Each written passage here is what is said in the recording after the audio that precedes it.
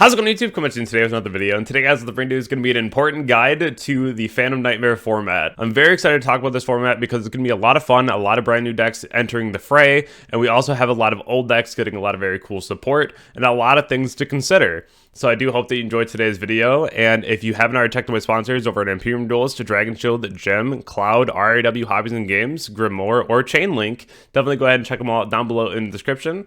Without further ado, let's hop right into the video. So the first thing I want to talk about today is going to be Voiceless. Now, this is a deck that's going to be our next iteration of Ritual. Definitely a very cool deck. This is one that we kind of had a crash course on stream about.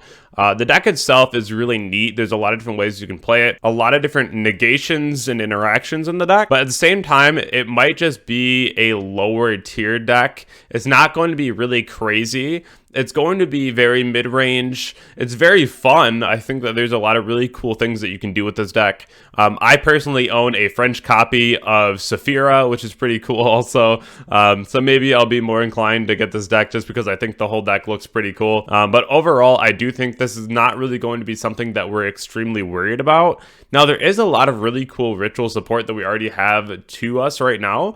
But at the same time, I really don't know if this is going to be like right? Like, it's not going to be another Drytron, but still a very cool deck nonetheless. Now, Snake Eye, I don't think this is going to be up for debate. This is going to be the best deck moving into the next format. We do have Labyrinth, but I don't think that Labyrinth is as good as this deck. This is going to be a very expensive deck, but at the same time, it's going to be very solid. Populous, being able to just add and then special summon itself is kind of crazy, and then getting a search on summon. Then you have Promethean Princess, which is just going to be a reoccurring pop and summon, and then also on summon you can go ahead and summon one back. So definitely a lot of really cool interaction out of this deck.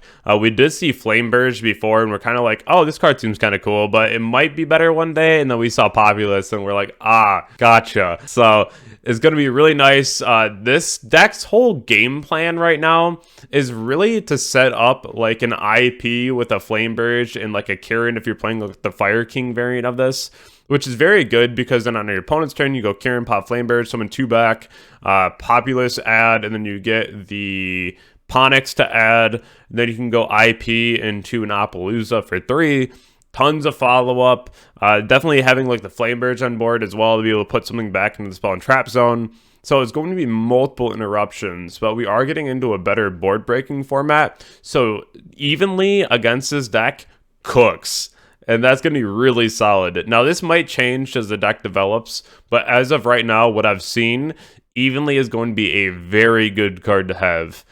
Just for the rest of the format, I really do like Dark Ruler right now too, so it's something to consider. But these cards overall are going to be really powerful, and it's definitely going to be a deck that you're going to have to research and study. I'll be having a lot of different guides for the format moving forward and all types of where to hand trap videos, so make sure that you are up to date with those because going into this format, these are going to be decks that you have to know. Talking about Plant. Now, I love Plant. Plant is a great deck. I played this deck back when it was Dry Tenere Turbo and you set Bloom, and you had like Bloom and Bang Lancer with the Hyperton, right? The deck was really fun. We did just get Dryason's Sunvine Healer to 1, but the new cards resolve Jasmine like 11 times a turn, and that's not being like unreal. You activate Jasmine a ridiculous amount of times in a turn.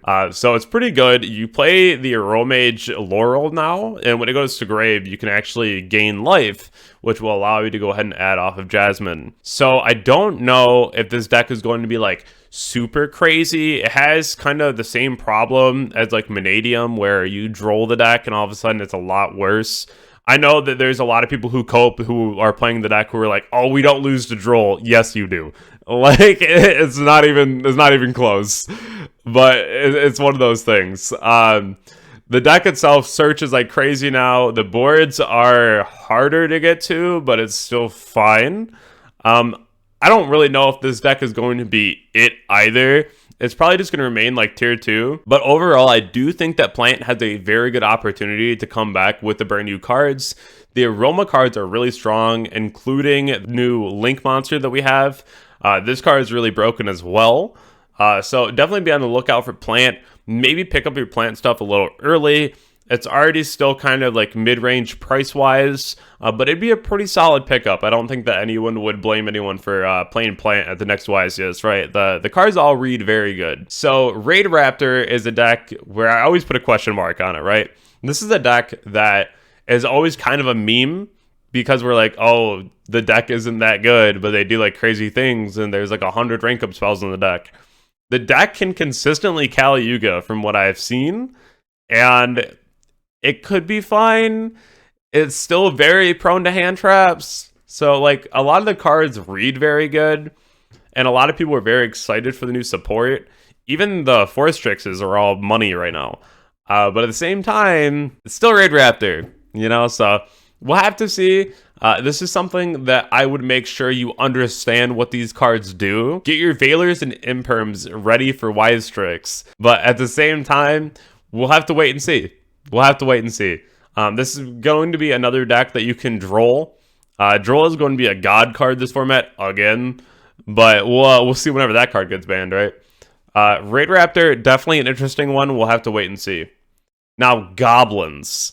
So I think this deck is very cool, but I also think that this deck is very late. If this deck would have came out at the same time Pearly came out, I think this would have had its time in the spotlight. But now that there's not going to be a ton of decks just throwing up Exceeds on the board, I don't know how crazy this deck will be. I think this is a deck that you pick up now and you just own the whole thing in like max rarity, right?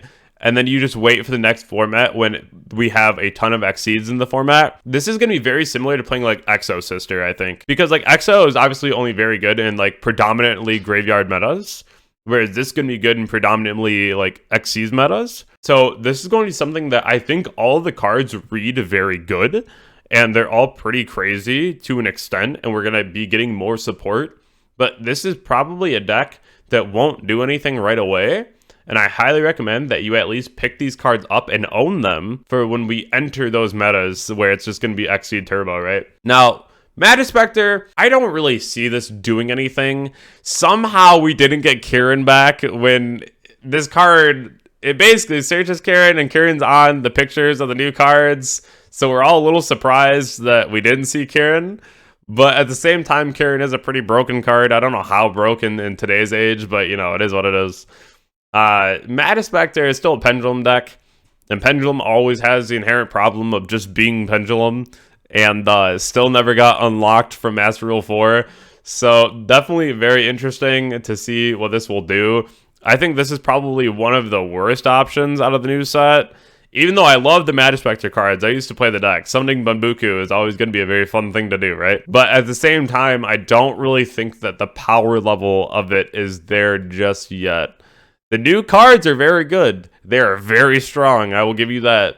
But we have to wait until we get something like Kieran back because we need a better payoff. Talking about the new meta, Snake Eye, it's basically Snake Eye, Fire King, or just pure Snake Eye. I didn't put them both up here because it's basically the same thing.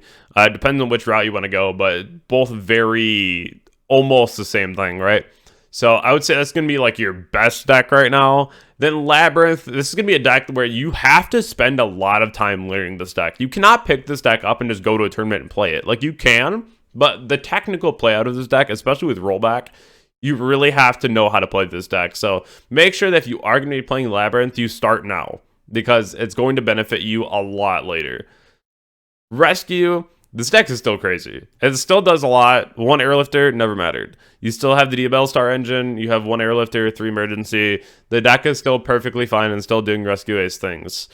The ceiling of this deck is a lot lower than the first two, but I do think that this deck's still going to be something that we really have to look out for. Pearly is still Pearly. It's still doing Pearly things. Deck's still extremely mid, but it's still going to be in our top 5 because it's the least hurt and still has a better game plan than a lot of the things that we're seeing. And if it goes first uninterrupted and puts up a 7-mat Noir, you're probably not doing a whole lot. So I would still say that Pearly is going to be in your top 5 at the moment. Again, egregiously mid, but still a good deck. And then any kind of Sprite variant is going to be probably your 5th place here. I would say specifically a small Sprite package and like a Runic for Hire deck is going to be the best one for 5th place. But any kind of Sprite variant, I think, is going to be doing a lot better right now. It's pretty solid. I am a fan of Sprite at the moment, especially if people are going to be switching to things like Shifter to really deal with a lot of the grave that we're dealing with already, and then maybe even Droll. I think that Sprite just has a really good opportunity to show up in the next format, specifically even Live Twin Sprite. I think that deck is going to be really solid, but that's just my opinion on that. Going to the decks that are in the hunt to be in the top 5 at some point, or at least like 6 through 10, right? We have Voiceless, Orcus, Dragon, Tearlament, Cash, Flu, and Exo. So I do think that all these decks have a really good shot at being 6 to 10, but not a single one of them have a place in 6 to 10. There's just going to be outside of the top 5 right now. Any of these are playable, and any of these have a chance to do well.